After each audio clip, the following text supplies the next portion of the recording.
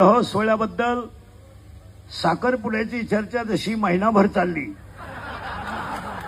तशी ही चर्चा 1 वर्षभर आरामशीर चालेल।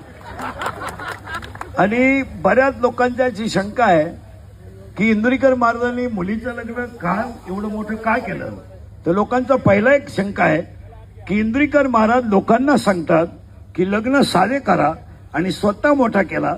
त्याचं उत्तर असं आहे, ज्याची परिस्थिती आहे, ज्याला संतांनी दिलाय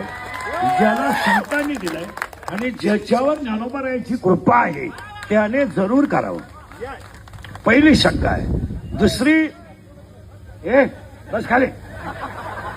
दुसरी एक ओरड आहे की एवढे आज जरा जेवण झालं त्यात 2-3 कमेंट पडल्या जेवणाच्या की इंदुरीकर महाराज एवढं जेवण घालतात, मग त्यांनी मठ्ठ्यावर मी बोलतो, मग त्यांनी मठ्ठा केला का।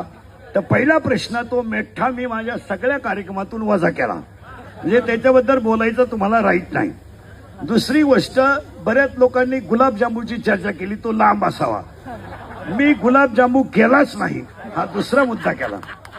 तिसरा मुद्दा असा होता लोकांचा की बऱ्याच आज दिवसभर ओरड होत्या की तिसरी गोष्ट अशी होती, महाराष्ट्रीयन जेवण असावं।